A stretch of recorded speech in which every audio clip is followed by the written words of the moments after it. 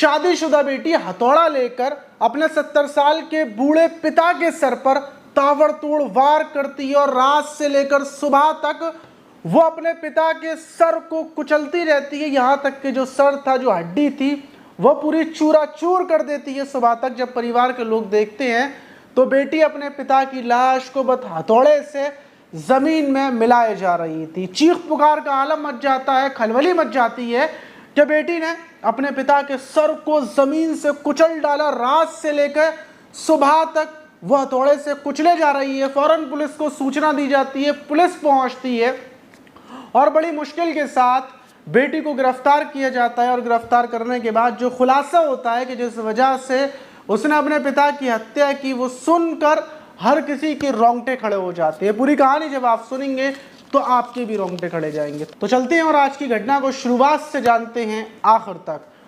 तो दोस्तों, मेरा नाम माज है। उम्मीद है कि आप सब अच्छे होंगे, सुरक्षित होंगे। और जो आज की घटना है वो बिहार का बेग गया थाना है और उसी थाने के अंतर्गत एक गांव पड़ता है, मनकोसी गांव। उस गांव में जब 3 सितंबर की सुबह होती है, लगभग 5 बजे का टाइम था कि अचानक से गांव में चीख पुकार की आवाज़ें आने लगती हैं। और जो आवाज़ें आ रही थी वो गांव के ही रहने वाले कपिल मिश्रा के घर से आ रही थी। गांव के लोग कपिल मिश्रा के घर की तरफ दौड़ते हैं क्योंकि कपिल मिश्रा की बीवी चीखती हुई बाहर भागती हैं, कपिल मिश्रा का बेटा भागता है, परिवार के लोग बाहर भागते हैं।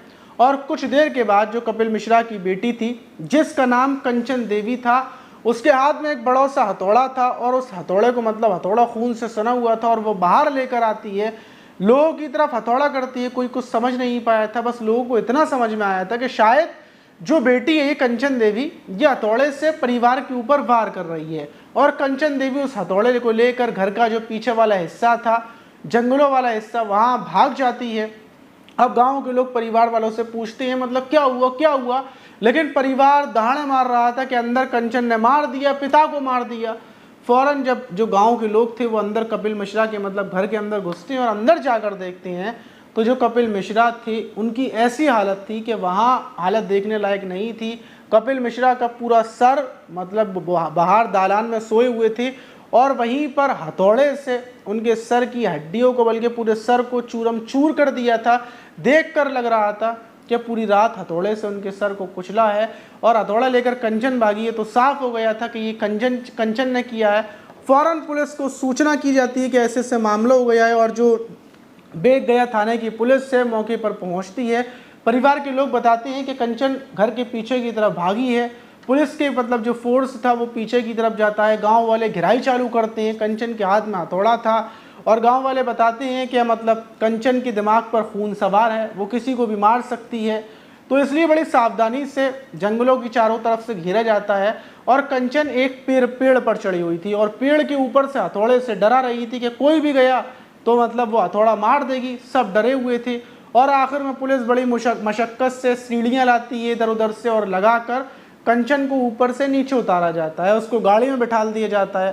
कंचन कुछ बोल नहीं रही थी, बिल्कुल चुपचाप, और सारे पुलिस वालों की तरफ बिल्कुल घूर घूर कर देख रही थी। पुलिस वाले भी हैरान कि आखिर कंचन ने अपने 70 साल के बूढ़े पिता को क्यों मारा। और कंचन की मतलब देख कर लग रहा था कि मतलब उम्र बहुत ज़्यादा है। अब पुलिस कंचन के बारे में पता करती है कि आखिर पिता को इसने क्यों मारा, क्या वजह थी। परिवार वालों से बातचीत की जाती है और कंचन से पूछने की कोशिश की जाती है, तो कंचन कुछ बोलने को तैयार नहीं थी। और फिर परिवार के लोग बताते हैं कि जो कंचन है इसकी शादी 2018 में जो कानपुर है उत्तर प्रदेश का, वहाँ के कन्नौज इलाके से शादी हुई थी। लेकिन शादी के बाद से ही जो इसका पति था वो इसको बड़ा परेशान करता था, मारता था, पीटता था। कंचन के 4 बच्चे थे। 4 बच्चों की वजह से पति के साथ ये रहती है, लेकिन पति इसको टॉर्चर कर परेशान कर इसके ऊपर जुल्म कर इतना टॉर्चर होता है कि इसका दिमागी संतुलन ख़राब हो जाता है। और दिमागी संतुलन जब ख़राब हो जाता है, डिप्रेशन में ये चली जाती है, तो इसको ये पति छोड़ देता है। और पति के छोड़ने के बाद जो कपिल मिश्रा इसके पिता थे वो इसको अपने घर ले आते हैं 4 बच्चों के साथ और यहाँ पर लाकर रखने लगते हैं। और आज से 1-1.5 साल पहले की बात है कि जो कंचन का एक बेटा था, कंचन उसको भी पानी में डुबोकर इतना मारती है कि वो मर जाता है। एक बच्चे की मौत हो जाती है। फिर दूसरा बच्चा, ये जो कंचन थी, अपने दूसरे बच्चे को भी मार देती है। 2 बच्चों को मारने के बाद परिवार के लोग ये समझ जाते हैं कि मतलब कंचन का दिमागी संतुलन ख़राब हो गया है और परिवार के लोगों पर भी ये हमला करती है। तो ये जो परिवार के लोग थे, कपिल मिश्रा थे, ये एक जंजीर लेकर आते हैं और बेड़ियों से कंचन के हाथ और पैरों में डालकर ताला लगा देते हैं। और कंचन एक ही जगह पर बंधी रहती थी, बस सिर्फ टाइम टेबल से उसको खाना दिया जाता था और टाइम टेबल से मतलब वो लैट्रिन वगैरह कर लिया करती थी। ऐसे ही कंचन की ज़िंदगी चल रही थी, सब कुछ बिल्कुल ठीक ठाक चल रहा था। कंचन के 2 बच्चे वो अच्छे से बड़े हो रहे थे। लेकिन 15 दिन पहले जो पिता हैं वो बोलते हैं कि कंचन अब ठीक हो चुकी है और मैं कंचन को खोल रहा हूँ। 15 दिन पहले कंचन को खोल दिया, क्योंकि कंचन पूरे तरीके से पागल हो चुकी थी, ना किसी से बात करती थी, खाना खा लेती थी, लेकिन गुस्सा कंचन को बार बात पर आ जाया करता था। और वजह यह भी थी कि जो पिता थे, जब कंचन उदमबाजी किया करती थी तो कंचन के पिता डंडी से उसको डांटा भी करते थे।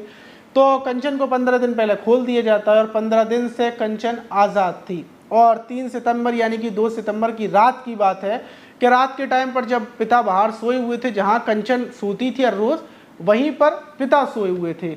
और उसी टाइम पर कंचन हथौड़े से पिता के सर को कुचल देती है और सुबह तक ये हथौड़ा मारती रहती है। जब अंदर से माँ बाहर आती हैं, वो देखती हैं कि कंचन मतलब अपने पिता के सर को उसने कुचल दिया है, तो माँ की चीख निकल जाती है और वो वहीं पर जो सामान पड़ा था, डंडा पड़ा था, उससे कंचन के ऊपर डंडों से वार करते हैं। फिर कंचन हथौड़े से इन लोगों के ऊपर हमला करती है, तो ये लोग बाहर भागते हैं, चीख पुकार मचती है और तब गांव वालों को पता चलता है। पुलिस वहीं कंचन की जांच पड़ताल करवाती है, पता करती है, तो पुलिस को भी यही पता चलता है कि कंचन का जो दिमागी संतुलन है वो ख़राब हो चुका है।